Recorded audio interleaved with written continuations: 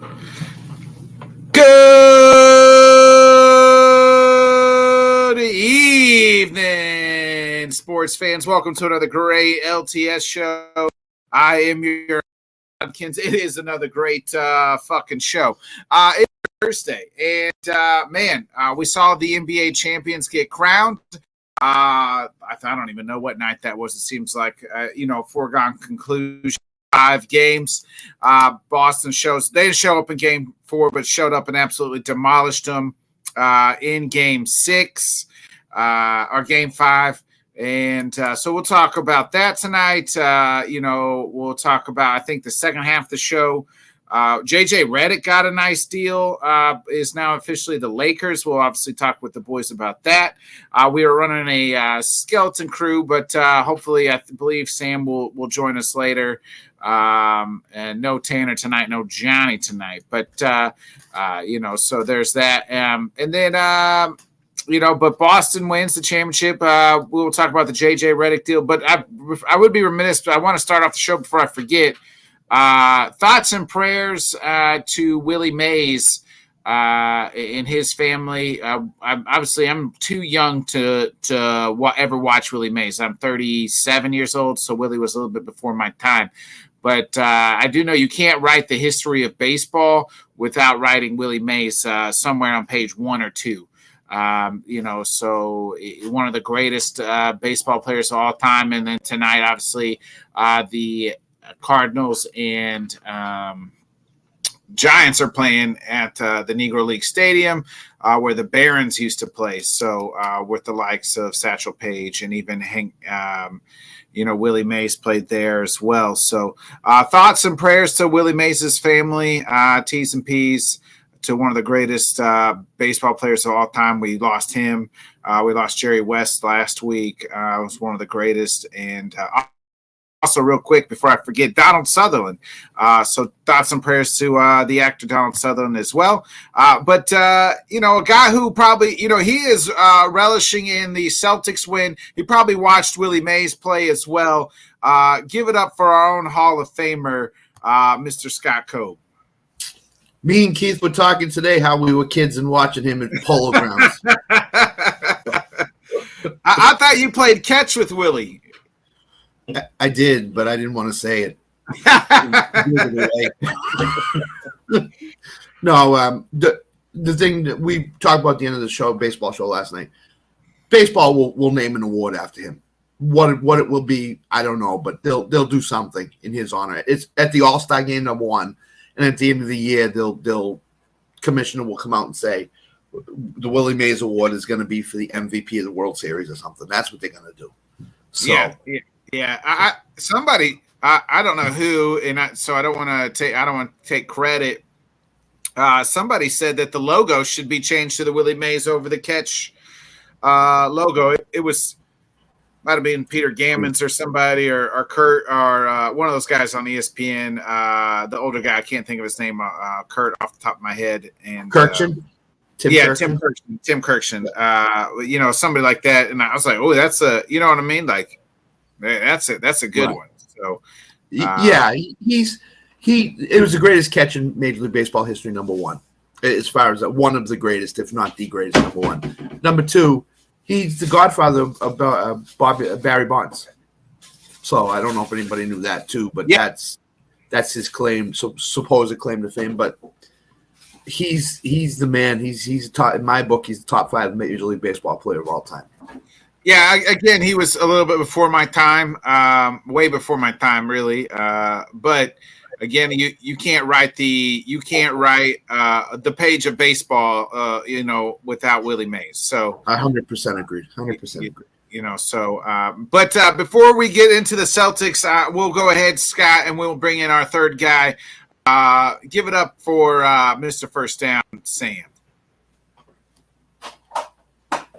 Let me start off by saying that if you don't have children, I encourage you to have children. However, when you do have children, what can go wrong will go wrong, especially when you're trying to get home to do a show. So, all is well. Everybody's in bed now, but my God, I am exhausted. Scott, you look great. Scott, go ahead. I know you before you talk about this year, you've witnessed probably all 18 of the Boston Celtics championships.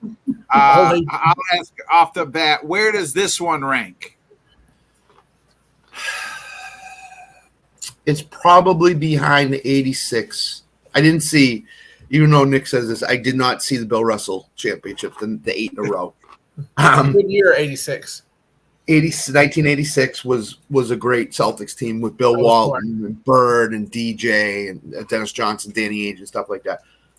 I'd say it's better than the 08 Celtics because of the simple fact that nobody remembers it. 08 Celtics went 16-10 in the playoffs. They lost 10 games in the playoffs. Yeah. So it was not a dominating playoff run for them. They went 16-3. This was totally dominant.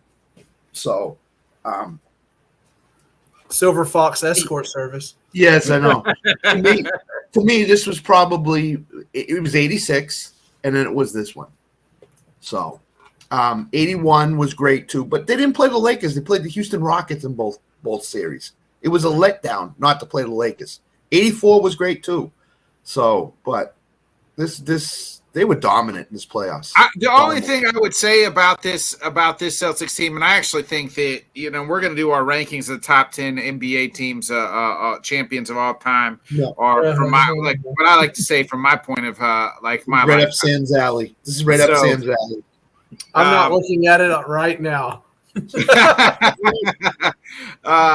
Sam, better late than never.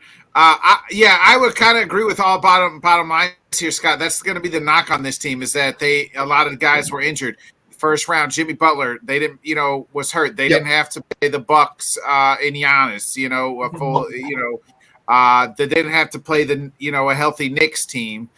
Who'd they beat in the second round? They beat Cleveland. Donovan Mitchell was out the last 2 games. Donovan Mitchell was out, you know what I mean? Was out most of that series. The Pacers, again, they. Halliburton got hurt, but the Knicks before that, who could have gave them, a battle, which I would have liked to seen, was out. And then they did, to their credit though, they did handle the number one team, the team that came out the West, which everybody said was the stronger conference. They handled them easily. I agree with you 100%. I think if there was a healthy Halliburton, I think Indiana would have got at least 1, maybe 2 games off of them. I think if Mitchell was there, Cleveland probably would have got another game. It's just, but the Celtics did have Porzingis most of the playoffs too, so that's a thing that you could talk about with the Celtics. But yeah, I agree. They did not play the iron of the East. The East turned out to be not great, to be honest with you. After the Celtics and Knicks, the Sixers were a shell of themselves. If you look up and down, the Heat didn't have Butler for most of the tail end of the year. So I agree. There's no asterisk. I feel there's no asterisk to ever go on a championship. Who is in front of them? You know what I mean? And that's we look at it now. We look at that now, but 10 years from now in the record books, ain't nobody's gonna remember that shit. You know what I mean? Right. Like it won't be there. It's gonna say the record. They beat the Dallas Mavericks in 5 games. Really should have been a sweep, but they decided to wait 1 fucking game. If this was any other team, let's say the Mavs did this, right? And it was the same predicament. They would still claim that championship, wouldn't they? I mean, absolutely. Come on. No doubt. The thing that made me most happy is Al Horford finally got one, and he's been looking for one for his whole career. And Joe Mazzulla quieted some critics with his coaching in the playoffs because he was really good. He outcoached Jason Kidd, and if anybody says he didn't, he did. Make no mistake about it. He does some weird things. I heard, the players are talking about it. He does some weird things. He shows videos of animals killing animals and all this other stuff to the players. So he does some weird stuff, but the players love him that way. And Tatum and Brown, Tatum, he's now got a championship. No matter how he got it, he now has a championship. So that now is gone off of when you talk about Tatum. Well, he doesn't have a championship. When's he going to do it? When's he going to? I mean, Jaylen Brown, the same thing. That they And I said this the other day. I said you spell redemption BROWN because you do. Brown redeemed himself last year coming out that Eastern Conference Finals was Jaylen Brown. You can't give him all that money. He can't go left. Maybe he's not what we think he is. Maybe you can't build a team around him. And you can't say that now. Like with Tatum and Brown, they're still so young, Scott, too. Like it. And I will do the typical talking head bullshit here real quick, and I'll ask you, can they build a dynasty off of this? Because that's what ESPN asked the very next day. I'm like, shit, man, let them enjoy it. Well, they've enjoyed it now for a few days. So could you do it like a front desk person? Nick? Could you the parade's tomorrow, so as soon as the parade's over, Brad Stevens. Listen to this. Brad Stevens did not go to sleep.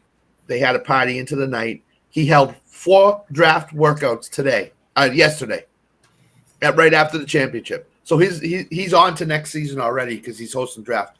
But Tatum's about to get $315 million for 5 years in the Supermax deal. That will be announced after the parade sometime this weekend or next weekend. Yep. For the next year or two, they can do it. After that, the money becomes a big issue for them. So if they're going to win another title, everybody's still under contract too. Like I don't think they have one. The only one. Horford's got 1 year left. He's going to be 39. He probably will retire. He said he's coming back, but I think that might have been liquor talking. Yeah. Derek White's got 1 more year left at I think $20 million. They're going to have to re-up him to probably $25 to $30 million a year. No, we didn't see that. Tatum's getting the Supermax. So to me, you probably got 2 years left, and I think as soon as the Drew Holiday deal ends, I think because of Tatum and Brown's money, because Brown's going to get another contract, it's going to be astronomical. So they've got 2 to 3 years left of this, and then after that, they're going to have to figure things. Brad Stevens is going to have to figure things out. If Brad Stevens is there, now rumors are he might go coach someplace else in a couple of years. He's got the itch to coach again. We'll see, but kudos to the Celtics. They played who was in front of them. They won a championship. Now all the talk can be over. But now the talk starts. Can they do it again? That's what I've heard. I mean, there hasn't been a back-to-back champion in 7 seasons. So and they didn't play Denver, and Denver got knocked out in the second round. So if they play Denver next year, if they both get to the finals, let's see. Or Minnesota, who's a young team. Let's see what they do. So. But I actually like it for the Bulls. The Bulls get a little younger. Caruso's cap was quite a bit, so you free up some money. I like it for the Thunder too. They needed some veteran leadership on that team, and a veteran guard, and Caruso will add a good role player and a good stability. But I like the upside of Josh Giddey. It seems like all the legal, stuff is kind of, was dealt with.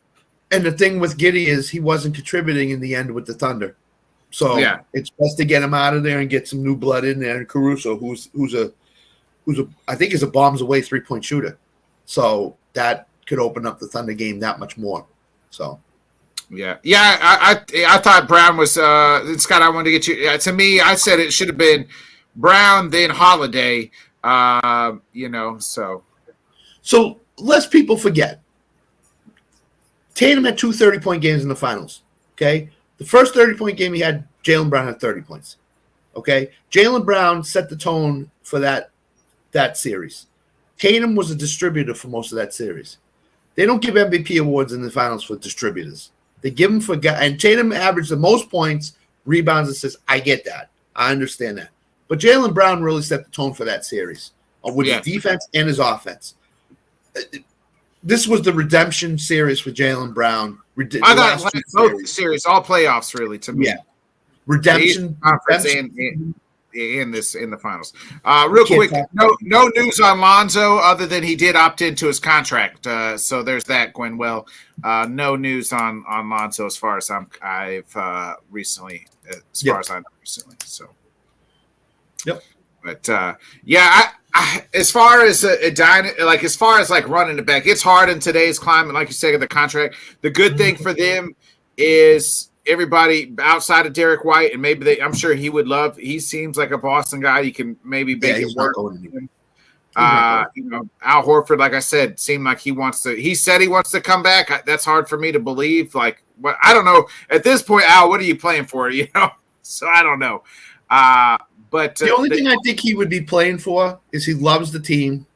He loves the city of Boston, and this is his last year of his contract. So I would not be surprised if he comes back and announces during training camp, "This is my last year. I'm done after this year," and they go out and try to win one for Al. That's not happening. Well, that's not happening. The Bulls won't ever win another title as long as fucking Jerry Reinsdorf is fucking is the owner of the fucking team. Wow. Unfortunately, I 100% agree. Jerry Reinsdorf is the bane of the Chicago sports existence right now. So, is he the Jerry Jones of basketball? I don't even know, because Jerry at least tries to win. Yeah. I don't think Jerry Reinsdorf tries to win. Jerry Reinsdorf is quoted as saying, "Why do we need to change anything? We just need to keep the team around the playoff bubble so we can continue. Fans will still to fill in. I don't really care if we win or lose as long as the stadium's being filled up. So as long as we put up a somewhat mediocre ass fucking team where fans will come watch, you know what I mean? That's all he cares about. Doesn't really care about winning titles. Just as long as fans are spending money." Sam, he's waiting for Michael. He's waiting for Michael Jordan to walk back through the door again. That's what he's waiting for. He ain't coming. All right. He ain't coming. That contract ain't coming either, Jonathan. Either for $60 million a year for fucking Tua. No.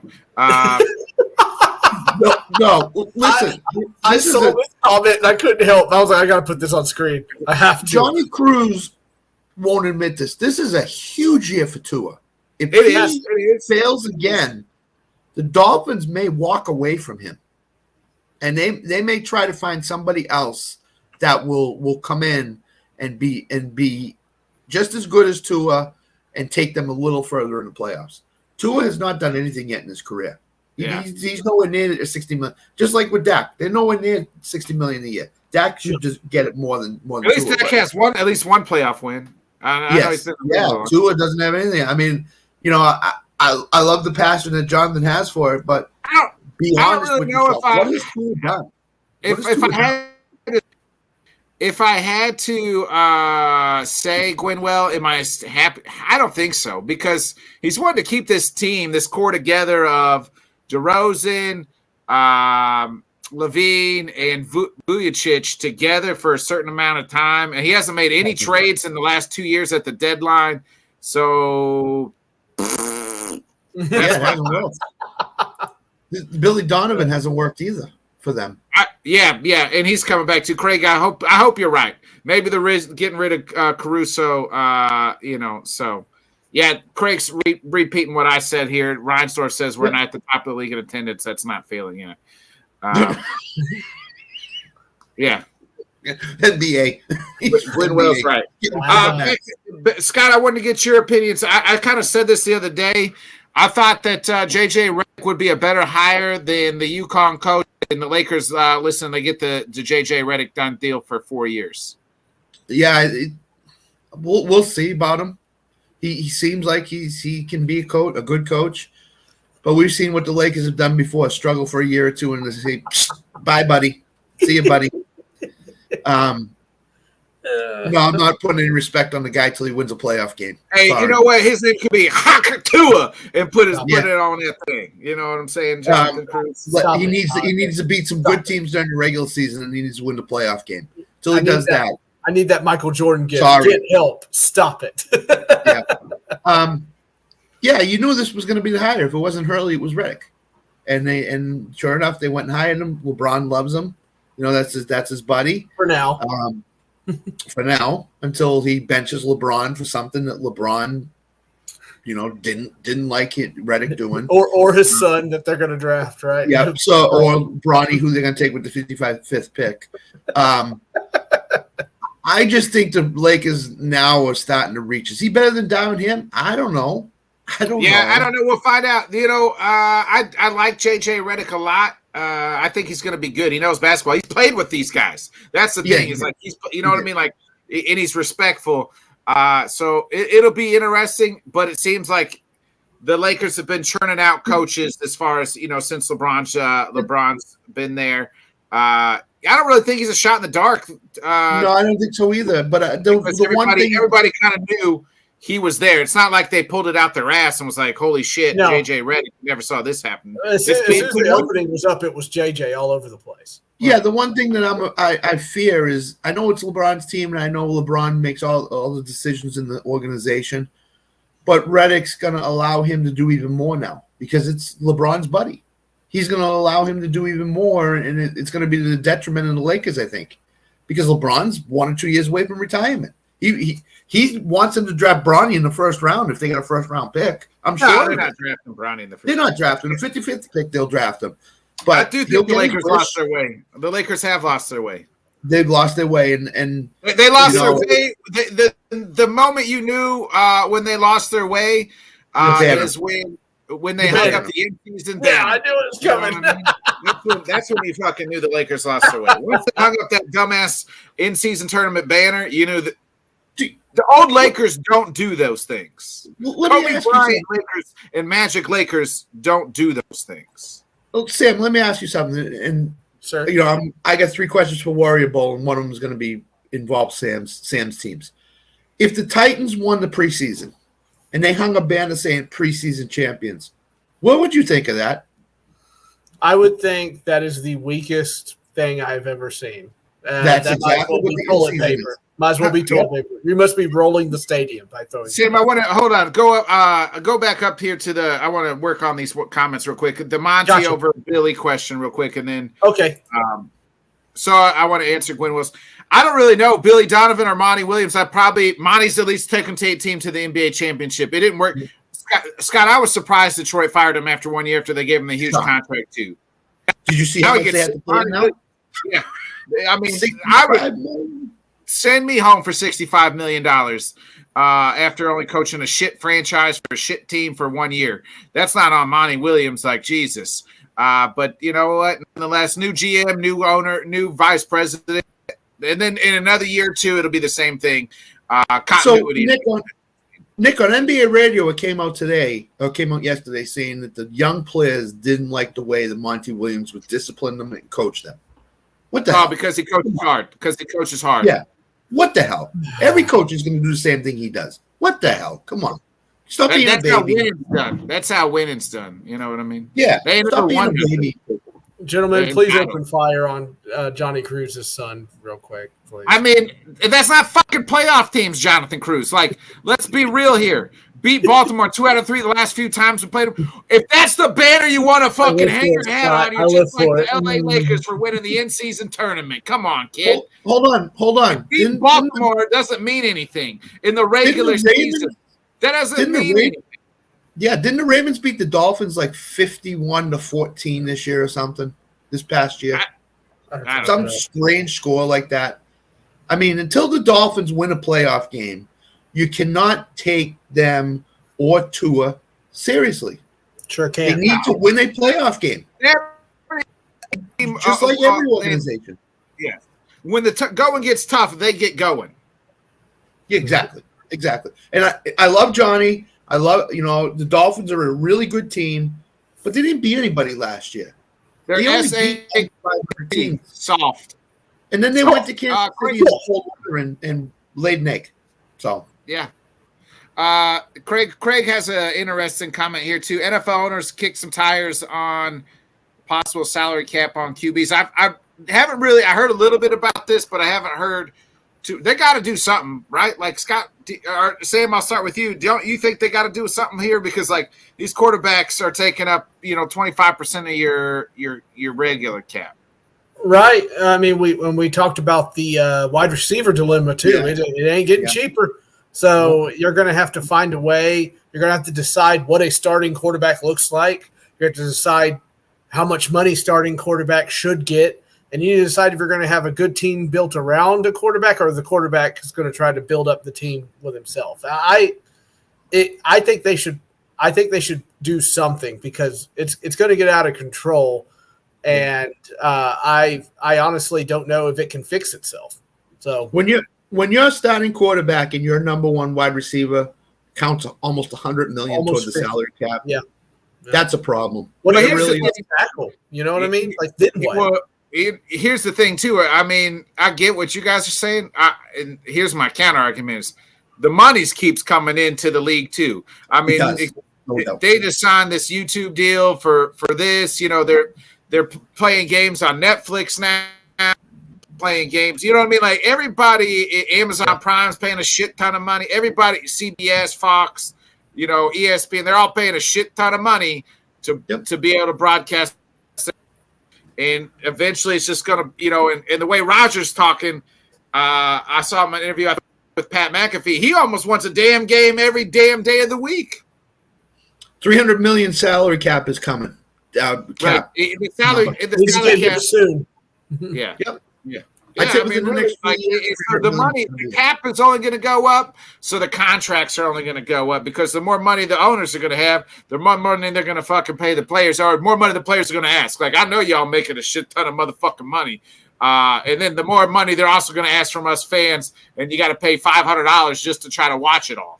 Mm-hmm. The next thing that's going to happen is they're going to make us pay to watch our own team play at home. That's what's going to happen. They're going to put it back. Yeah, I mean, instead of like the local channels. The local channels is what you're saying. The local channels. When they sell out, they're not going to show the game unless you pay $9.99 to watch. You got to go to this app and this subscription, and yep, that's exactly what's going on. The NFL is going to be all on streaming services. I'd say within the next 5 to 10 years, and it's going to be the detriment of the football fan who's been a fan for years. Yep. So. Yeah. La drama. It's an NBA job, Alan. Like NBA, there's 28 teams or whatever, 30 teams. It's one of a lifetime job. La drama sounds like an early '90s Europop band. It does. But as soon as Reddit gets fired, he's going back to ABC. Yeah, if he doesn't get enough job, I mean, he can get another coaching job. So. Yeah, or get another job. One of the two. Sooner than the Finns making the that's probably true. That's probably true, Gordon. Yeah, I mean, Flo's got it right here. They're 0-6 with two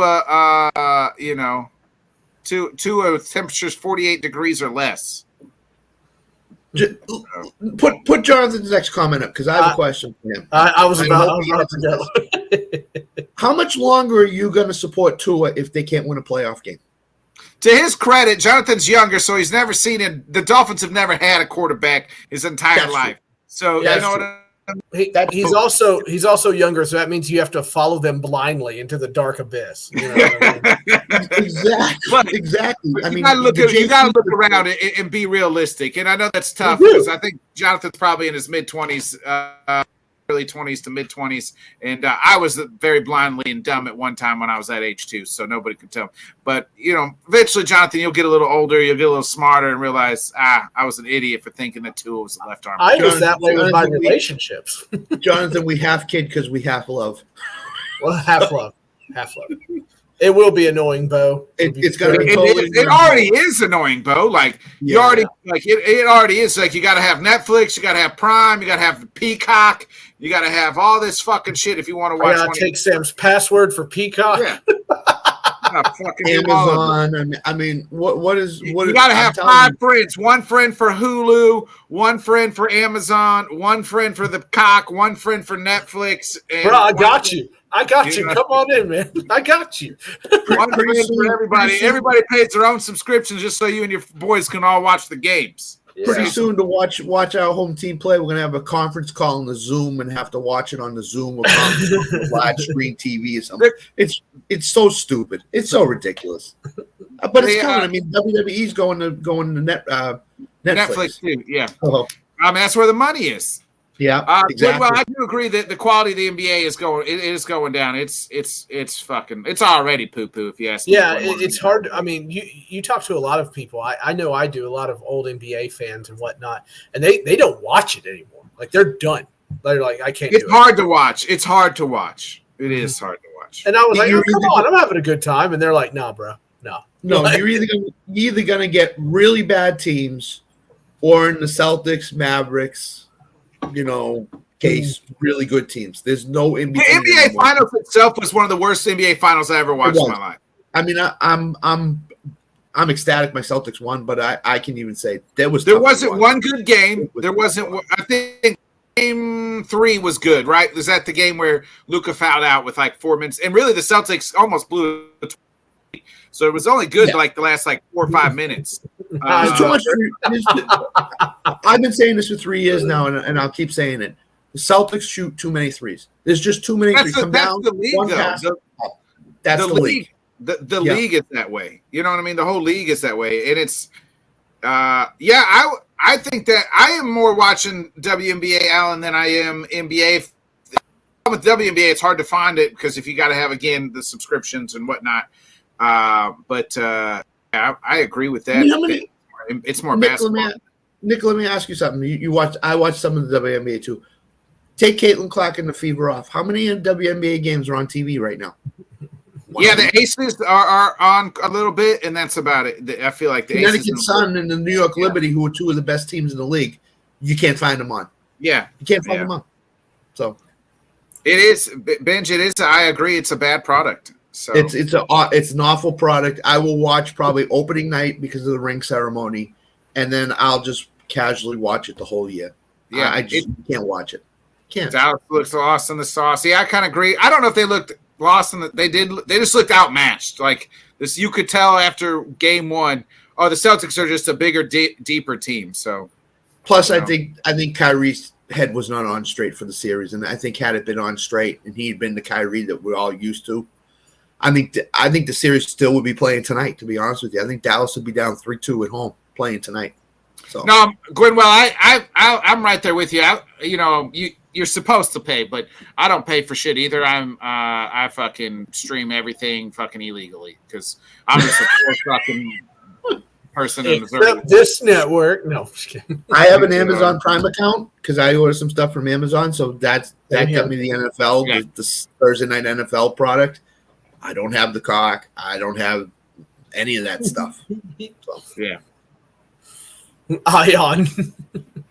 Yeah, Benj, I don't think that's how it's going to work. I remember when people were going to boycott fucking, the NFL for people not standing for. Didn't happen. That's not happening. People, listen, I live in a pretty conservative state, and everybody that said they weren't going to come back, they were all there. So, I mean, there's no stopping. If you miss one NFL week, it feels like you've missed the whole season. Right. That's how people are right now. Yep. Just they have more dunks. That would help. You can't really with Caitlin Clark in the league now. The goals aren't going to be lowered. That's the whole thing. It's definitely getting the league. Yeah, and the NFL is overset. They're going to have the problem with the NFL. I would say the problem with the NFL. I don't think it's oversaturated. I think to me it's over talked about. Because ESPN has really now become the NFL network. It's they'll fucking pick out stories like, well, is the New York Giants their third center gonna make the team? There's your ESPN voice. I've been waiting for that. Get up this morning with Greeny.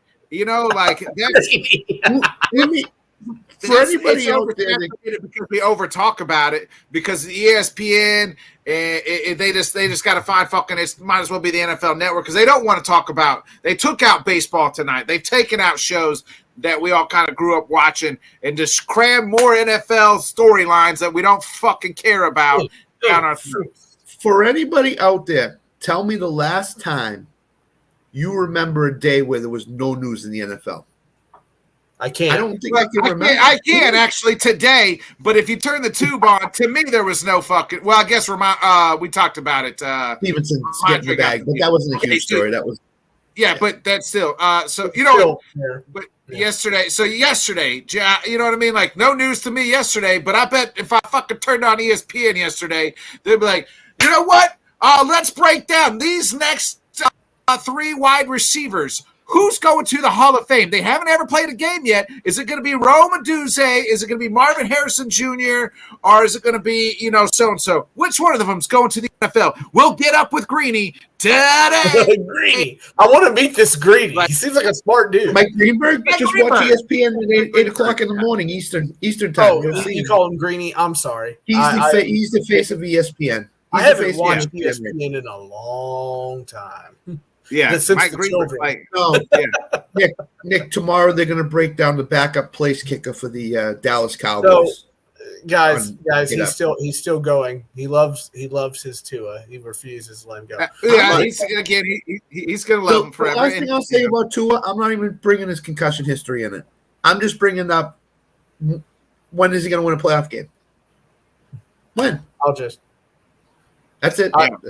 I'll just shamelessly defend Kerry Collins when he was a Titan. Kerry Collins. Why not? That was great. I'll just defend that. I mean, Scott, I do want to get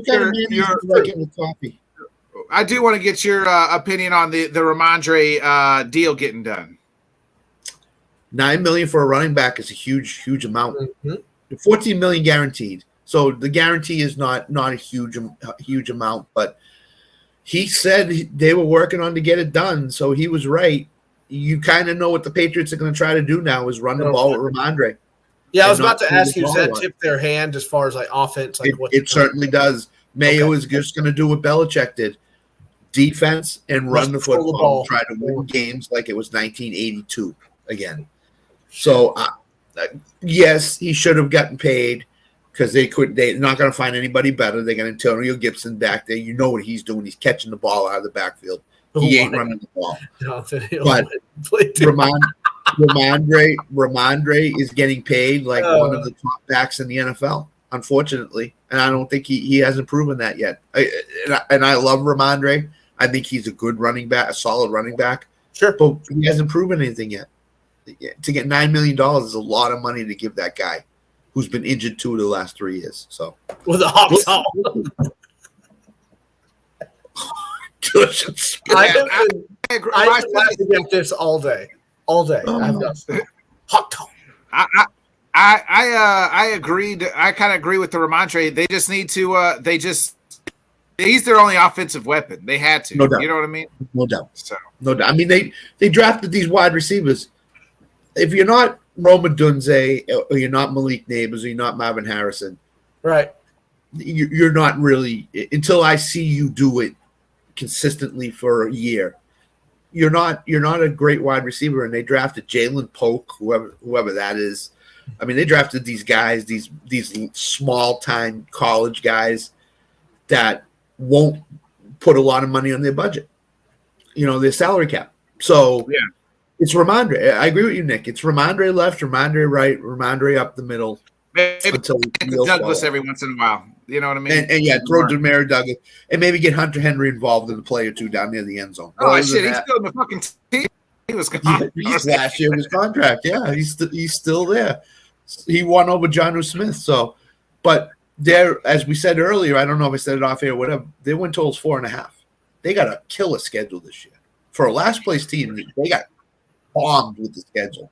They're gonna go on 7 weeks.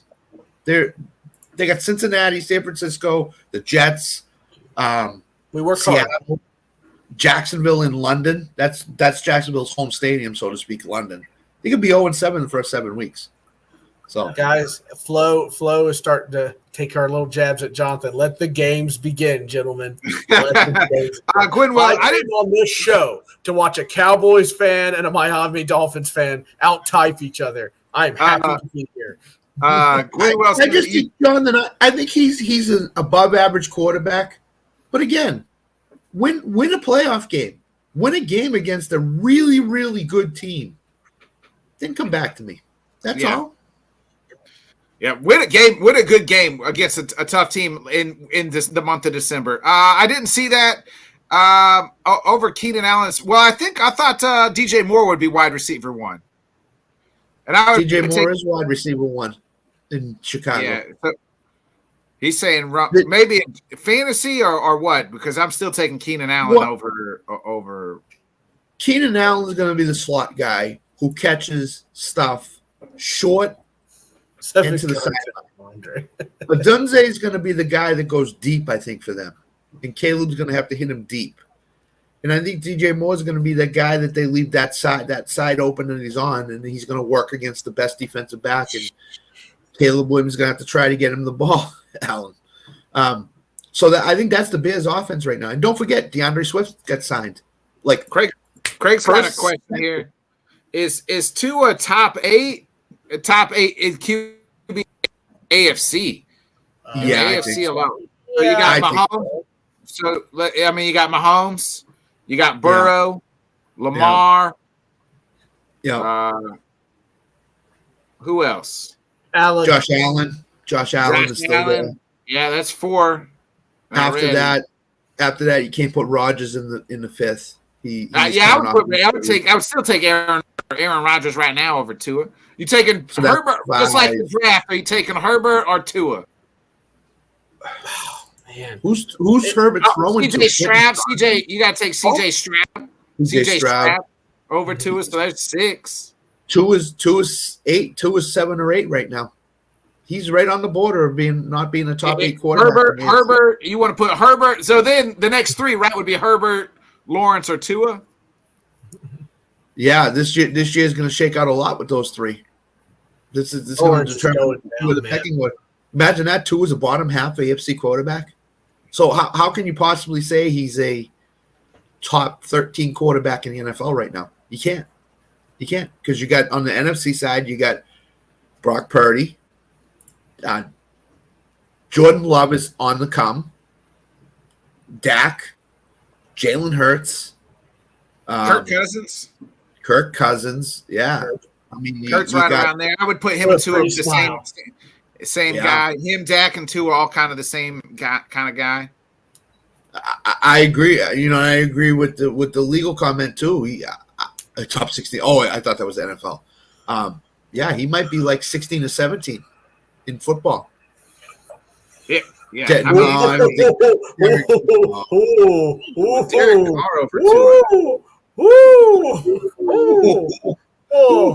Hold on. Oh, I need a drink. Oh, God. I don't know. Too full. That's good. I mean, it's good, but it's still like, hey. If Tua struggles this year and Derek Carr has a solid year, then you might have to look at his usual 6 games, right? Because it's like he's doing so well. Yeah, Odunze. So Craig's saying Odunze may finish with more yards because Allen does obviously have the injury bug. So yeah, Chicago's got a great wide receiving core on paper. What are they doing? What are they doing with these guys? Robert, my quarterback gets the sex jokes. Okay, just chill out. Well, I mean, what are they doing? What are they doing with DJ Moore? What's Dunze's role going to be? It'll be interesting. And they got a new OC. Yeah, Cole Kmet's there too. Tight ends usually catch a lot of balls in a rookie's first year. Safety blanket. Yeah. Speaking of bold prediction, what's your bold prediction for predictions of this? We're going to be starting. So after July, we'll be back next week. We'll take a break, obviously, for then starting that Thursday after the 4th. We'll start breaking down NFL divisions, Robert. But right now, June fucking 20th, I don't really know what my bold prediction would be. Robin, my bold prediction is the Baltimore-Kansas City game. When I'm in Vegas, I might be half drunk. So my bold prediction, actually, right now, I think the Bills are going to be better than what a lot of teams think they're going to be. I think the Bills could still win the East. I think the Chargers are going to play for a wild card. That's what I think. Ooh. I think they get. I don't think, like I said, a wild card. They're not going to go. No, crazy. I like it. That's pretty bold. That's pretty bold. So as I said, June 20th. Now that's not official predictions or anything yet until we get there. I'll just throw one out. I saw it today. I was reading it. It kind of caught my eye. The New York Jets will be the number 1 seed in the AFC this year. Oh boy, it's possible. It's possible. It is. That we've talked about how good that team is. If they could just get it going. They got all the talent. They got a list of fucking great names. Go back to what was the other one? The Williams. On top of that, Garrett Wilson could lead the league in receiving yards this year because Rodgers is going to pepper him completely. This one, Nick, is that what you're talking about? I don't really know if I feel, but you know what? Here's my read on Caleb Williams is I feel bad for the kid because it doesn't matter what the fuck he does. People are either going to love him or they're going to fucking hate him. And Bears fans are part of the fucking problem because half the Bears fan base wanted him, half of them hated him. But can the kid fucking ball? I don't really know yet. I didn't watch a whole lot of USC games. They lost a lot, but they put up a shit ton of fucking points. So I don't trust Eberflus is what it comes down to for me. I don't think. Let me just tell you this: the Bears have not had a 4,000-yard passer. Caleb Williams is going to have like 3,800 yards going into the last game of the year, and Eberflus is going to run the ball completely, and they still will never have a 4,000-yard pass. No, Flo, don't do this. Don't do this. No, I would not do that. No. I would take Tua over Daniel Jones any day. Daniel Jones has shown what Daniel Jones is, which is not a good NFL quarterback. So yeah, I fully can't. You can't say that. If it was Jordan Love, if it was C.J. Stroud, if it was Dak Prescott, yeah, I could buy into that. Yeah. Denwell, I hope you said that like your ESPN announcer voice. No, that's a bold take. So Caleb said, I don't really know if he played for the same coach, so the defense probably would have been better at Oklahoma than it was at USC. So there's that. By the way, I'd like to go ahead and say I love all the comments in this. This is great. Keep it coming. Yeah, the comments are awesome. The comments are appreciate awesome. It. Yeah, Caleb Williams. Comments. No matter what Nick says about you, keep commenting. Caleb Williams is talking already. Because of love. And that's a problem. He's already talking. He's a rookie quarterback. He hasn't played a snap in the NFL. Stop talking. That's kind of the personality. I get it. And I don't give a shit if he fucking paints his fingernails, dresses, or whatnot either. And most Chicago sports fans, guess what? They won't either as long as you fucking win. Because Dennis Rodman married himself, was an absolute fucking wild motherfucker in the 90s, not even today's time, where it's pretty acceptable to wear dresses and things that he was doing. And by God, he showed up not every time because he wanted to go to Vegas a few times, but showed up in the playoffs at least and balled out.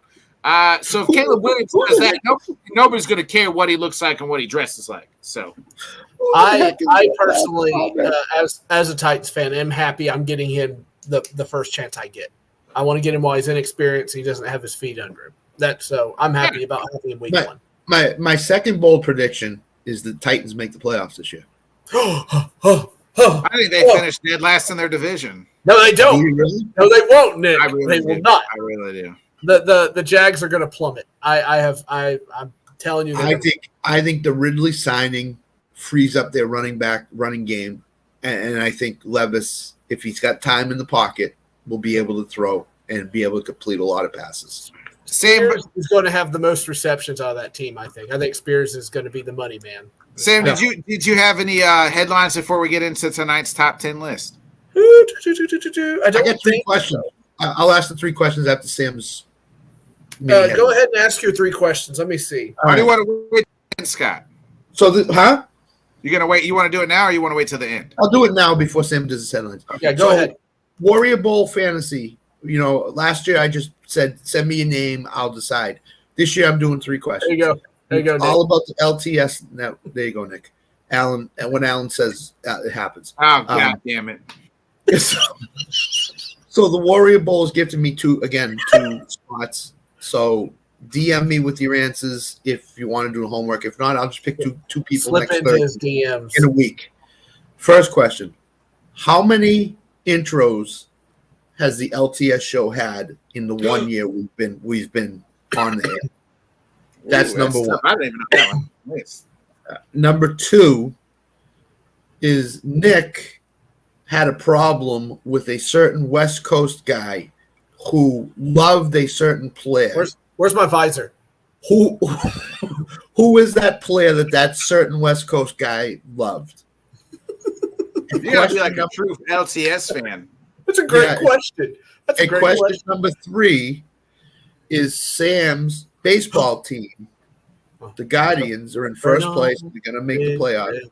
There is a certain pitcher that is Sam's bane of his existence, which I will not say now because that gives the answer away. Who is that pitcher? There's 2 of them, but he's the big one. He's the big one. There's 2 of them. If you give me one or the other, I'll take it. But that's fair. There's one of the 2. If you answer that, send it to my DM, SJCobe1 on Twitter/X. And if you get it right, you'll get into the Warrior Bowl. If not, I'll pick 2 people next week. And when I pick the 2 people, if you bribe me the highest, you get in. So. Send me some Petridge Farm. Send me some Herbert. Sherbet Herbert. Sherbet and Herbert. That's right. Sherbet and Herbert. The Bills lost more assets this year than a millionaire getting a divorce. So that's. I think they're still going to be good. They still got Josh Allen. They still got Josh Allen. Like the Keith Engel show on Sunday, the stream of consciousness, that we got all these comments. These are great. I love this. I love this. This is great. Yeah. Okay. Do you like? I don't know about you guys, but Josh Allen always seems to me that he is like either on the cusp of greatness or he's on the cusp of disaster. That's how I feel. He's Brett Favre. He's an enigma. He's going to win his games if he loses here. Do you guys agree Josh Allen could have like 12 to 15 touchdowns rushing this year? Yeah. Yeah, probably. Yeah. So go over on his TD rushing prop because it's probably going to be like 8. So go over on it because I am. Yeah. I like both of them. We'll go ahead. We'll tonight's Alan knows me too well. I don't really know, Flo. That's possible. I don't know. I kind of like the Texans to win the AFC South still. So I can see the Colts doing it though. I really well, I will say this: they got Joe Flacco as their backup now. So when Anthony Richardson gets Joe Flacco's going to see time, right? He's going to start this year. It's coming. It's coming. Yeah, I agree. Let's see. Brett Favre without the whole moral disaster by stealing. Here's a question: if Anthony Richardson gets hurt again, is he a bust? Well, you're getting close to it. You're getting close. If he gets hurt in like week 3 and is out for the season, does it matter which week he gets hurt if you decide he's a bust? Like not really. I'm just using week 3 as an example. No, I was generally asking because like I feel like if he gets hurt even in week 6, the drugged up owner screwed up again by taking Anthony Richardson when he had a chance to take somebody else. Oh boy! Bills finished last in the AFC East. That's not going to happen. No, that's the Patriots have that. Patriots, yeah. Hey, they're going bold. I like it. I think if Allen were on the Lions, we'd have won a bowl by now. Okie dokie. That's if Josh Allen's on the Detroit Lions. Yeah, that's probably so. Josh's not bad. I don't think they didn't lose that NFC Championship game because of Goff. You know what I mean? No. I think Jameson Williams will be a thing with Josh Allen, to be honest with you. Yeah. Well, I don't know. Jameson Williams can't stay on the fucking field, whether it's gambling or injuries or whatever. You know? He can't. Flo, I agree. If he gets hurt this year, he's not there 100% yet, but he's getting closer. I agree. So, all right, let's get into the top 10 here. Sam would love it. What our number? Although I don't know, Flacco would be the quarterback, so I don't know. I could have put all 6 Chicago Bulls teams on here, but I didn't. We'll start with some Sherbet. We'll start with our number 10. Scott, your number 10 greatest NBA team of all time. I couldn't go back to the Celtics. I could have put 10 Celtics teams on there. You coward. I am going to start this off with the 2008 7-8 Celtics, where got traded for KG, got Ray Allen in the trade, and then Danny Ainge did his magic and got James Posey. PJ Brown midseason was a huge pickup for them. And Leon Poe in the finals had the 1 or 2 good games with Phil Jackson. Didn't even know who he was. So they went 16-10 in the playoffs. They won 66 games during the regular season. So they're number 10. And a lot of people say they're higher. Not in my mind. When you go 16-10 in the playoffs, you're barely getting in the top 10 as a team. But they were dominant in the regular season. So that gets a pass for me. Is this the champions? Is this the best teams or the best? Yeah. Okay. Yeah, they don't have to be champions. That was my criteria. In my top 10. Oh yeah, you got mine was you got to win a championship. So yeah, but you don't have to. Like Golden State won 73 games and didn't win a championship. They're probably one of the best teams in NBA history, but I didn't put them on there because they didn't win. So yeah. So my number 10 team. Oh, Sam, go ahead. You got number 10. I have a number 10. I had to ask that question because I have the 96-97 Utah Jazz just from the sheer amount of points they put up. I actually went back and looked at it with no sound while we were all talking. And, I mean, Karl Malone, John Stockton. And Stockton, from what I understand, was a little past his prime here, and he was still putting up just great numbers and whatnot. So I have them. They didn't win it, but I thought they were terrific as far as like getting points on the board. So Flo, they're coming for me. I got them in my higher list, but they're coming for me. My number 10 is the 98 Chicago Bulls. This was the Last Dance Bulls. So the Chicago Bulls, 97-98, the Last Dance team. Sam, we'll go back to you for number. I can't figure out this one, but I am a fan of Akeem Olajuwon. It's the 93-94 Rockets. I see Scott nodding, so I know I'm on the right track here. Yeah, as somebody good. That's new to the NBA, I love the fact that it was the Rockets, and apparently, if I understand correctly, this team came out of nowhere and just started winning games. And I always love stories like that because it's always like somebody you're not paying attention to, and all of a sudden they just skyrocket in the middle of nowhere. And a 1994 championship to get for it. So, yeah. I'll vote. The great debate will always be who would have won if the Bulls and Rockets played if Jordan hadn't retired. Is Olajuwon called the Dream, or who is that? Yeah. Who's the Dream? Yeah, Hakeem the Dream. Hakeem Olajuwon. You got it right. Yeah. Okay. You got it right. All right, cool. I'm making it, guys. Making it. The Bird video game. I don't know. I didn't play the Bird video game there too. Was there a Bird video game? I don't. Yeah, there was, but I don't remember what year it was. I think it was 84. Oh. I'm going to say it was 84. So my number 9 is the one that Flo put down, the 82-83 Sixers. Julius Erving, Moses Malone, Andrew Toney, Mo Cheeks. They swept the Lakers in the finals. We're 2 years earlier than that. They lost to the Lakers. So my number 9 is the 82-83 76ers. My number 9 team is the Bulls team that started all the 90-91 Bulls, who went 61 and 21. More importantly, they swept the Detroit Pistons in the Eastern Conference Finals, the team that had knocked them out 2 years in a row prior to that. And that was the famous they didn't shake our fucking hands. Yeah, I remember didn't that. shake their hands, which eventually ripple effect that left Isaiah Thomas off the Dream Team. Yep, I remember that. Man, I remember that. Dang. Scott, we'll go to you. Your number 8 team. It's the 2012 Miami Heat, and it had LeBron, Chris Bosh, Dwayne Wade, Ray Allen coming off the bench, Shane Battier. I mean, that team was really good. Okay. But they were 16-7 in the playoffs. 16-7. That you're in the top 10, but you're not in the top 5 for me. So, to me, the Heat were just, LeBron went down there to win championships, and he won championships. They basically, as so to speak, bought it, as every other team does. So, my Cavalier friends were very upset. The Heat were the number 8 team for me. Sam, your number 8 team. I remember the elevators when that happened, and all 3 of them came up, and I was yeah. Yeah, I remember. Yep.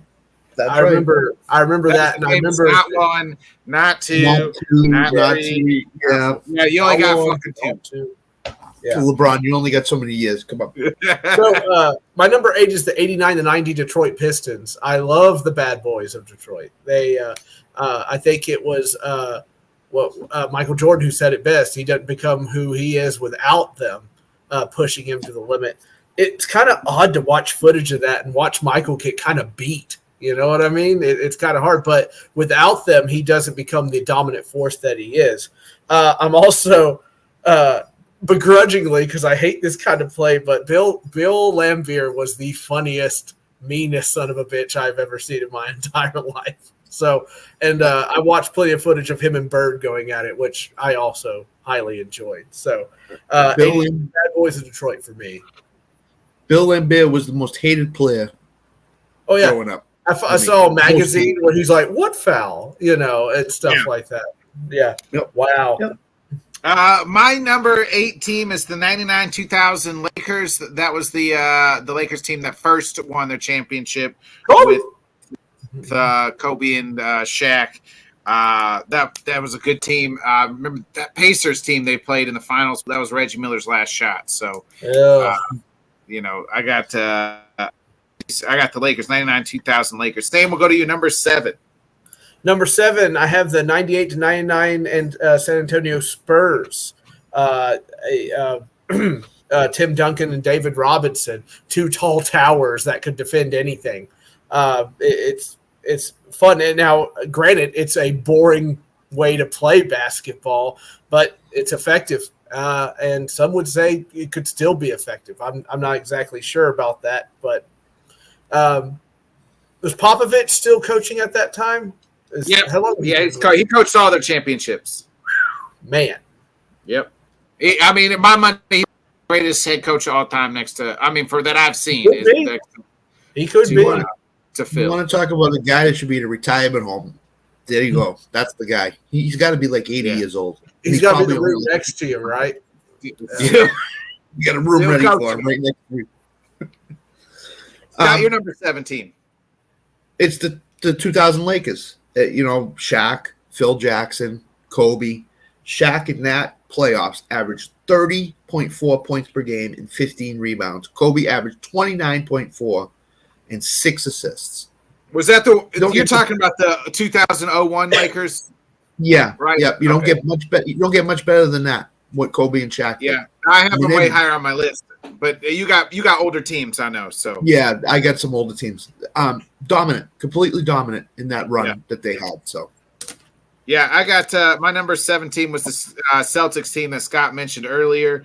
The 07-08 Celtics. They went 63-16. That was like the first super team, right? The first team that kind of, Yep. That was. Yeah, I think you're right, Gwenwell. He did coach the 97 Spurs. He was hired as the GM, and then they fired their coach. He fired the coach and then came down and started coaching them 97, 98 or something. In other words, he said, I want to coach. You're fired. See you later, buddy. Goodbye. Yeah. I'm coaching. See you. Number 6. But the stats flow, but the stats, my man. My number 6 is because I have some older teams up above is the 96-97 Bulls, and they were 69-13, 15-4 in the playoffs. MJ, Pippen, and Rodman were on the all defensive first team, and then they had guys Ron Harper, Luke Longley, and they had some really good bench players in that time. And that was one of the teams that was the, so to speak, hallmark of the NBA in the 80s and 90s was the Bulls. Yeah. And it was at MJ's last seasons before Jerry Reinsdorf decided, see you later, buddy. Should just let him play out until they fell off. The wheels fell off. So yeah. So they're number 6, and the only reason they're number 6 because I got some older teams up above them. Same, you're number 6 team. My number 6 is in the same vein, but I'm going the 92-93 Chicago Bulls. They said this was the season to where, Michael was there, but he got a lot of help from his surrounding cast. Horace Grant, B.J. Armstrong, and Pippen, and apparently they just shot threes all day and they would just go in. So as good as MJ was, and he was talented, his supporting cast was super strong from 92-93. Mm-hmm. This one's going to surprise some folks, but I got the 15-16 Cavaliers. They were 57-25 in the. Most importantly, they came back from 3-1 down to the Warriors in the NBA Finals. It's never been done before. So I got the Cavs at number 6. Sam, number 5. Number 5, this is where my 2000-2001 Kobe and the Lakers 2001. This is where that is, and you guys have pretty much covered everything that I'm reading right now. So, but I mean, I think we've talked about it before. I've looked up this team before, and they were just exquisite, absolutely exquisite. I find it very funny though that Shaq couldn't hit a free throw to save his life. I find that very hilarious. So, that was a career thing. Yeah, I know it was a whole career thing, but apparently it was in the spotlight here. They're like, well, if you're going to foul somebody, that's the guy. That's where the Shaq and Hack kind of came about. Mm-hmm. Scott, you're number 5. The 86-87 Lakers.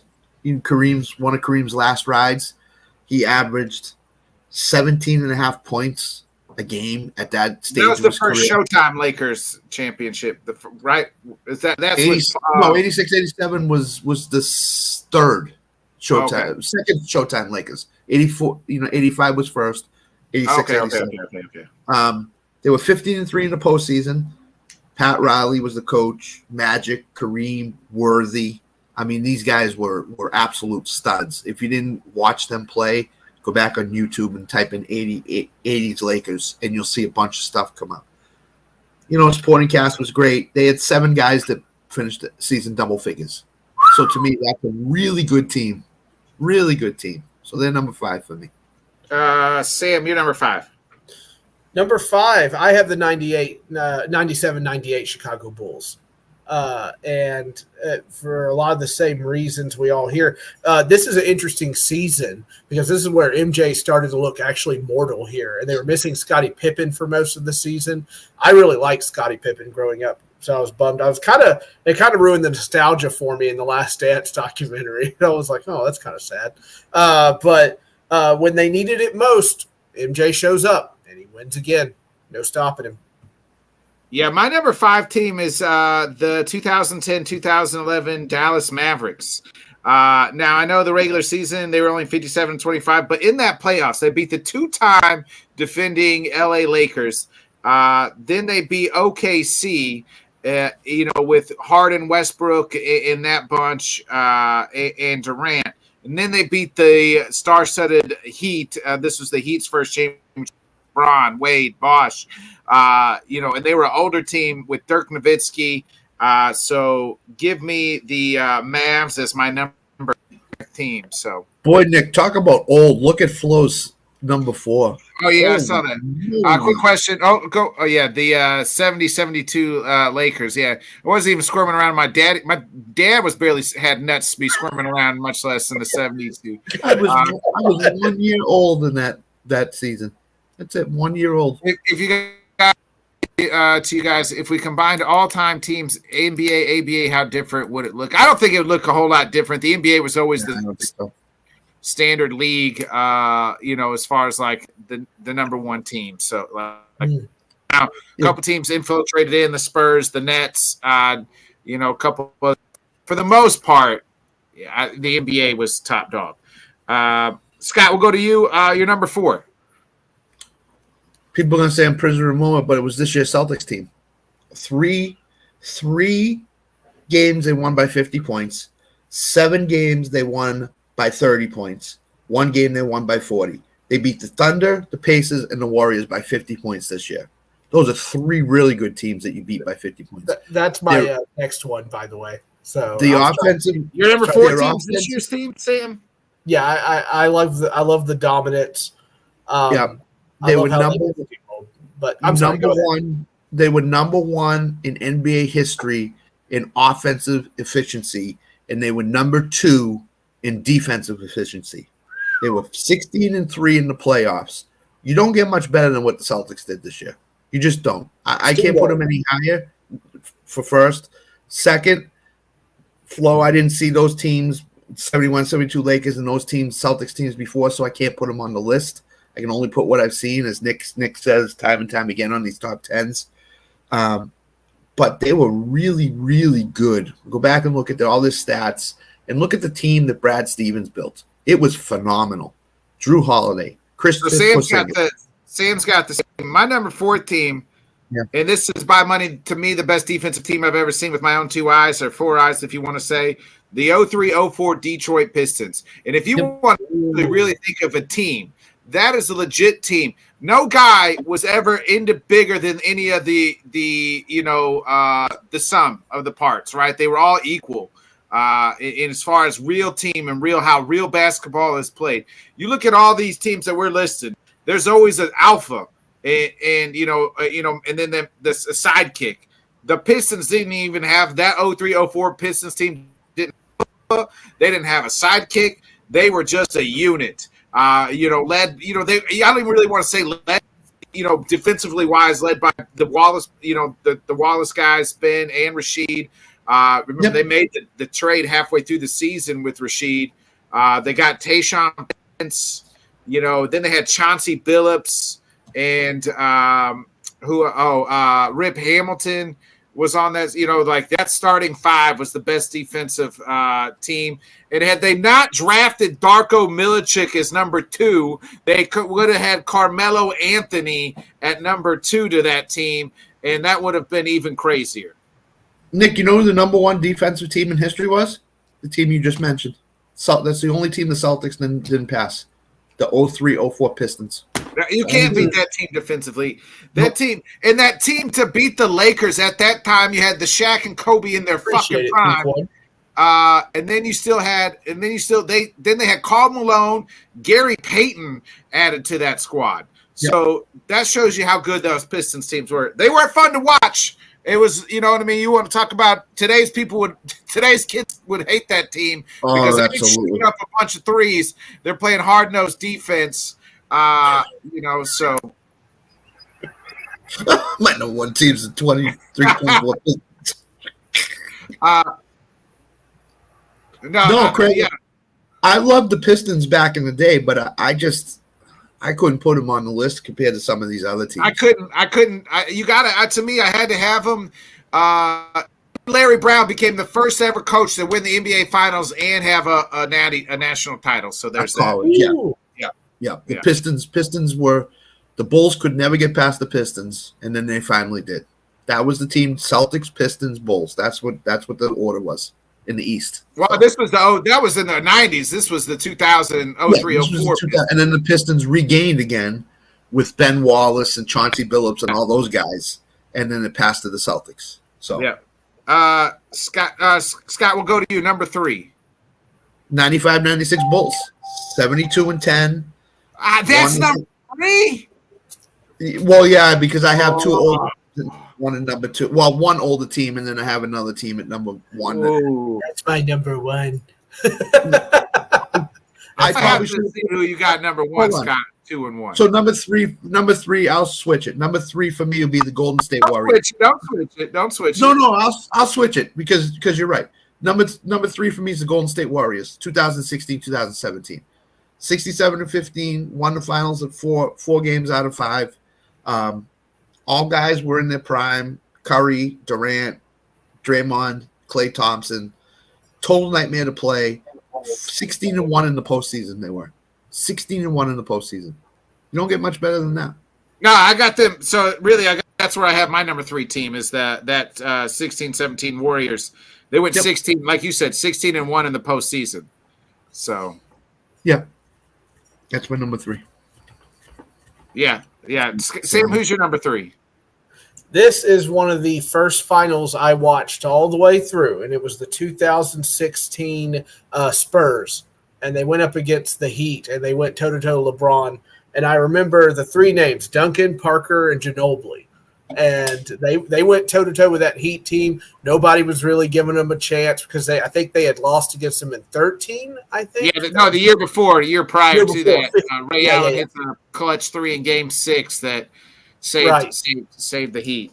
Right, but Kawhi Leonard would have been MVP of that series, I think, too, I believe. To me, if they win that series. But so I personally, I love it when like the unexpected guy comes in there. And of course they're playing that boring style of ball and they still manage to stunt the superstars. And so I will take the 2016 San Antonio Spurs. Fair enough. Scott, who's your number 2? The 85-86 Celtics, best passing team I've ever seen in NBA history. When they got Bill Walton on that team, that solidified everything. You had Bird, Parrish McHale, Dennis Johnson, Danny Ainge. You added Bill Walton to that as a 6th man coming off the bench. He was healthy. One of the only 2 years in his career he went 82 games and finished the year healthy. Was that 86 Celtics team. They were just dominant. They were dominant. They lost 1 game at home the entire year. They're the best team, in my mind, one of the best teams that was ever assembled in NBA history. So Red Auerbach did a phenomenal job. There's another guy that a lot of people don't talk about now. It's Red. So yeah, then my number 2. Yeah, but Sam, who's your number 2 team? My number two. I was going through all these. I apologize. It's one of the Heat years, the 2012-2013 Heat team. I think you said it right. Allen makes the shot, but no, that was 15. I apologize. But the year before when they beat the Thunder. Yeah. I went through the Heat, and I remember it because it was such a powder keg conversation. Like LeBron had left the Cavaliers and everything, and it was still red hot that I was in a room full of guys, and they were half of them were cheering for the Heat, and the other half were angry about it. So I mostly kind of picked this list since I'm not a massive basketball guy on the stuff I remember, but I do remember the room being divided between Heat haters and Heat lovers. Yeah, I would say that at that time that's right, correct at that point in time. My number two team was the 2001 Lakers.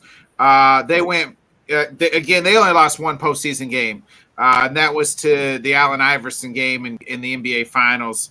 They went 52-46. They swept the defending champion, the Spurs, who had the best record in the West in the Western Conference Finals that year. So I had them, and then I think we're all in agreement, Scott, since Scott changed his. It's got to be the 95-96 Bulls. It's got to be. 10. So there's only two teams. If the Golden State Warriors had won the title the year that they won 73 games, it would have been Bulls, Warriors, Celtics for me. Warriors would have had to be number two. When you win 70 games, you got to be top. Craig said the next list, top 10 teams that didn't win a title, they're the number one team. Warriors would be number one. That's my bad, Flo. You're right. I read off the list wrong. I apologize. Yeah. So there's a lot of teams. Right. I mean, a lot of the Pistons teams. Wearing a football jersey, for God's sake. Look at me. So there's a lot of teams you can leave out. Top 10. You could have top 50. You could. Yeah. I found them. I found the list. They're all here.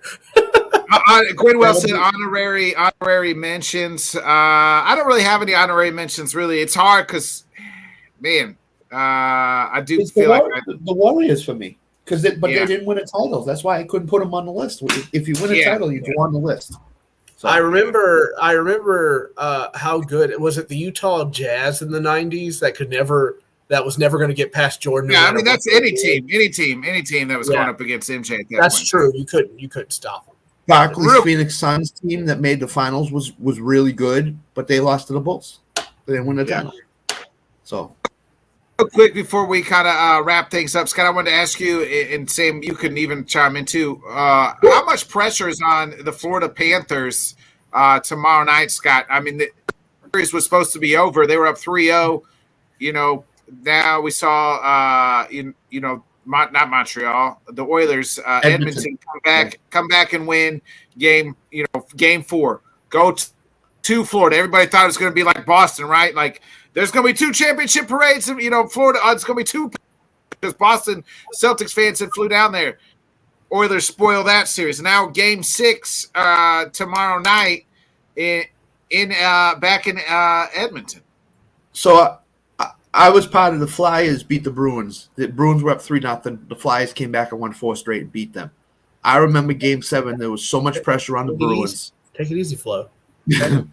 Sorry. I remember game 7. There was so much pressure on the Bruins that they couldn't succeed. There was no way they were winning that game. There was just too much pressure. And I think that's what Florida is going to feel. If Edmonton wins at home tomorrow night, I think Florida is going to say, uh-oh, we're up 3-0. It's not the same as the Celtics last year. We're up 3-0. We blew it, and Bobrovsky's going to have a ton of pressure on him. I don't know what Jim would say that or feel like with that, but I just think the Florida Panthers are going to have a tremendous amount of pressure on them in Game 7. If you really think about it, the Oilers have played them. Outplayed them the last 7 periods. You know what I mean? The last even game 3, they scored like 3 goals in the 3rd period, and it was just like 5-3 or something. The media hates them because it's 2,500 miles between Edmonton and Florida. You can't get a straight. A lot of flying. That's a lot of flying. 2-2-1-1-1. The NHL is going to change their ways. They got to go 2-3. I hate that. Well, I thought the NBA NBA was 2-3-2, and it used to be. They went back. Yeah. So man, yikes! But Edmonton to Florida, you can't get a straight flight there. You have to go make 2 stops before you get there. Unless you're the team. They should just go play in Arizona. Nobody's playing there anyway. You mean Utah? Yeah, Utah. Yeah. But yeah, there's a tremendous amount of pressure on Florida. They better finish it tomorrow night in Edmonton, because if they don't, I know they'll be home. I know they'll be home, but all the pressure's on them. All the, you know what I mean? And Connor McDavid's figured out it's being reported. Some people think he's got a better overall, and I'm going to have to ask Jim this on Monday, but I was listening to some stuff this morning. Some people think he's got a better overall game than Wayne Gretzky, and I just don't – I don't know. Like, I'm not a hockey aficionado. I know that Wayne Gretzky is the great one for a fucking reason, owns every record, and is the guy in hockey. Wayne Gretzky is the greatest hockey player to ever walk the face of this earth. My mind. But some people say, and this is like announcers, like people in the game, Connor McDavid, The kid's only been in the NHL for 3 or 4 years. We're already anointing him as the best player ever in NHL. And just like his overall game. Sports fans always want to anoint the next one because they're like, I'm here to see it. You know what I mean? I know, but it's ridiculous. Still, Gretzky has so many NHL records. If McDavid breaks them, then yeah, I'll say that. But right now, I can't say that. I can't say it. It's Gretzky. It'll be interesting. I've been tuning into the hockey a little bit. The hockey. Talking with Jim on Mondays, but Connor McDavid is the stud. I mean, he's a stud. I don't think to say he's the same breath as Wayne Gretzky is a little, but he's already. I will say the playoffs are down to 2 players for MVP: Bobrovsky and McDavid. Yeah, those are the 2. There's nobody else. I don't think. So I'd be interested to see what Jim thinks about that as well. Is after the series is over, did he think it was down to 2 guys, or was there anybody else that was in contention for this? So, I mean, you could say it after the series, but I guess Game 7 would be Monday night, right? Or is it Sunday? Game 6 is tomorrow night, so Game 7, probably Monday night. So Jim Sunday might or Monday. Sunday. Yeah. Let me look at it. He won't talk to us. He doesn't like it. He should join us between periods. That's what he should do. Yeah, he should call us from his seat. Show us any woman that's showing us the goodies. You know what I mean? Any girl that's dumping them out. Oh yeah, Game 7 would be Monday in Miami. We'll have to pre-tape a segment. Can we pre-tape a segment with him and have him on before the game and then just show it during the show? Is there a way to do that? Yeah, there is. Maybe we should do that. I wonder if we could have him on before the show, or before the game, and then just run it during the show. Yeah, we might have to. There is. You can download the video and then play it. So. Yeah, we'll have him on. We can do a Let's Talk Sports show at midnight or something after dark. Amen to that. Thanks for dark. I don't want to see that show, man. Any final thoughts or any headlines that we missed, Sam? No, I think you're pretty well covered. I don't see anything in particular. Go ahead, Scott. You do your final thoughts. I'll double check on that. Again, worryable answers to my DM, SJCope1 on Twitter or X. If I don't get any answers, I will pick 2 people to be in the worryable. Number 1. Number 2, congratulations to Celtics. Jaylen Brown, Joe Mazzulla, all them. Parade is tomorrow. I will not be there. It's going to be 98 degrees and humid in Boston. I am not going to stand out that. It's been awful. It's been awful up here. It's been 95 and humid all week. So I'm not going to sit out in the parade. I was offered a chance to go to the TD Garden exclusive event, but I'm not doing that either. I'll just watch it on TV. That's the best place to watch it. So, again, congratulations to Celtics. Tatum Brown, you finally got your monkey off your back, so to speak, like Steve Young did all those years ago. And now it's a month of NFL talk. About nothing. I can't wait. Well, except Sam got his tailgating back, so That's right. Hey, it was a smart move. I mean, you can't say it's not smart. They figured out a way around it. I will say, as far as the Celtics like winning and stuff like that, I always reminded of what Bill Parcells said. Right? He said, "For the rest of your life, no one can ever say you couldn't do it because you did it." Right. So that's right.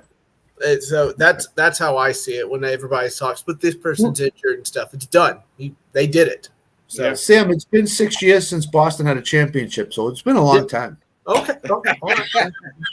That's cool. Great. Anyway, that must be nice. On Friday, during the NBA TV appearance after Game 4 of the NBA Finals, Barkley said next year was going to be his final one to broadcast on TV. Yep. I ain't going nowhere other than TNT, Barkley said to NBA TV, but I have made the decision myself that no matter what happens, next year is going to be the last year on television. This is a two-part question.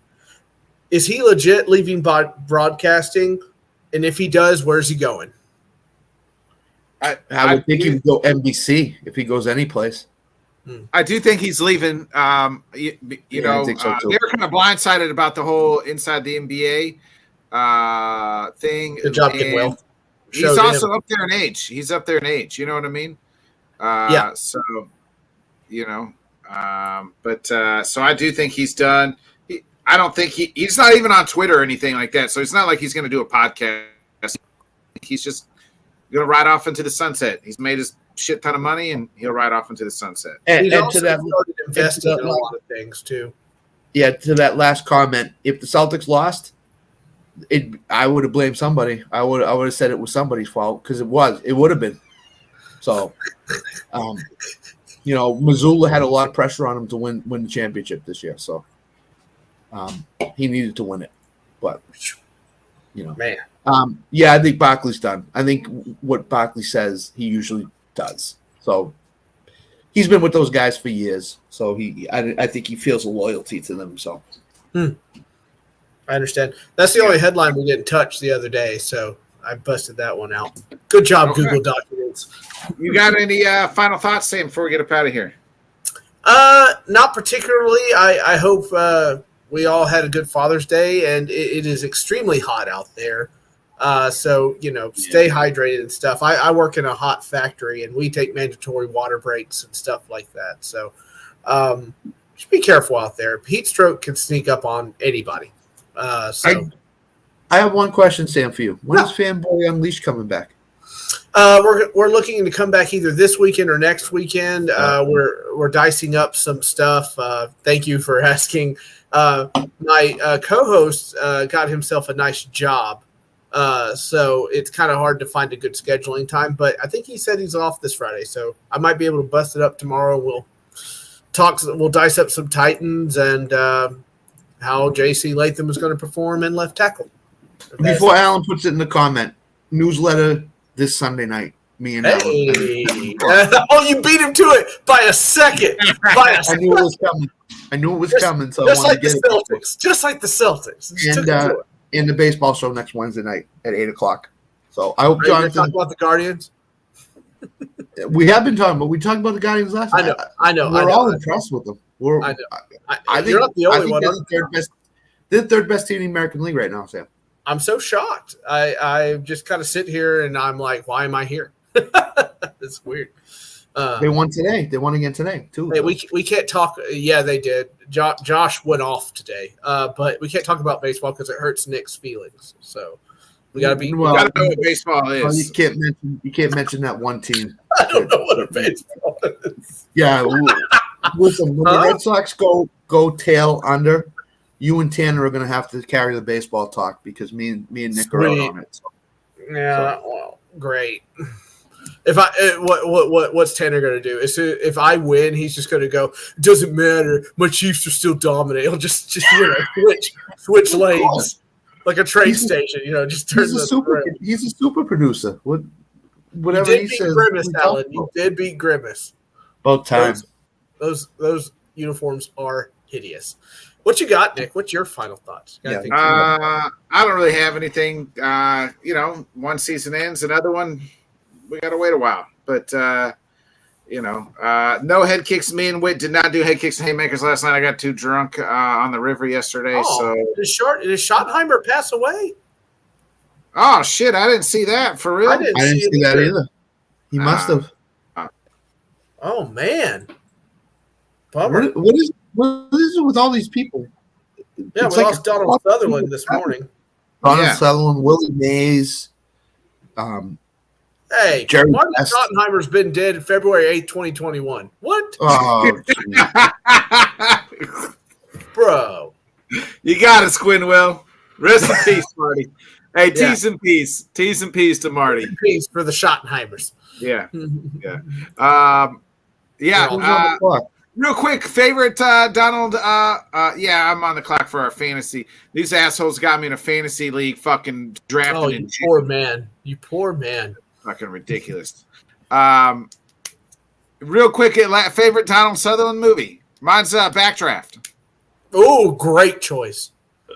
Yeah, Backdraft, but didn't he do like the MASH pilot? Wasn't he? Yeah, he was in. That was another one that I liked too. That got me in the MASH. Him doing that, but Backdraft was my favorite. So. I'll go with that. It always scared me as a kid. There's the horror movie, the invasion of the body snatchers. Remember? Yeah. And you don't know if he's been taken over yet, and he walks up, and the movie ends with him going and like pointing. Scared the death out of me as a kid. That's what kind of happens with us on the show. Sometimes we get invaded by the body snatchers. So yeah, as soon as we see Jonathan say something about Tua, we're like, that one did land. I thought it was. Backdraft, and I don't know if you ever seen the movie. He's in this movie with Arnold, Sylvester Stallone, Lockup, old school like 80s, early 90s movie. Stallone goes to jail. Stallone goes to prison, and Donald is the warden of the prison, and he's obviously shady. He's got a bone to pick with Stallone. Lockup is another good one. Donald. He did a lot of movies. He did a lot of movies, a lot of good movies. He did. He was a top shelf actor. So I rest in peace to him. I mean, I can't believe no one said as soon as Donald Sutherland, my mind goes to Backdraft. So I can see that. Not the Hunger Games. What? No, I never watched the Hunger Games. So. No, I haven't watched it. You're fine. Real quick, I will be back tomorrow or Sunday at 7 Central, 8 Eastern for a new episode of the Bodkin Show with Tino's time. Tino will be joining me, talk a little wrestling, talk a little. They do play this thing called baseball, I think, in the city of Chicago. He's a big Sox fan. I'm a big Cubs fan, so we're just going to bitch about whose team sucks the worst. Does he want to admit that he's a White Sox fan? I don't think you want to admit that. I mean, we'll explain baseball to the White players, Sox so maybe at work, and he's very sad. They know. So, but other than that, this has been another great LTS show. We'll be back. The LTS show will be back Monday night, 8 o'clock Central, 9 Eastern. Monday.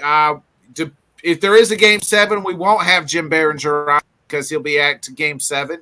But we'll talk about everything, and then all the sporting events that happened over the weekend, and then we'll talk with Jonathan Grisham over some baseball stuff. With Grish. Other than that, be a friend, tell a friend, folks. Like, subscribe. We do appreciate everybody commenting. It's probably one of the most commented shows we've had in a long time. So be a friend, tell a friend, folks. Like, subscribe, share. Thanks for commenting. Fuck Joe Henry. We'll see you later. Henry. 4 seconds in the battle royal and you're out. I can't believe in Joe Henry. Say his name and he appears. I believe in Joe Henry. Thanks so much for joining us, and until next time, let's talk sport, friends. Thanks for watching.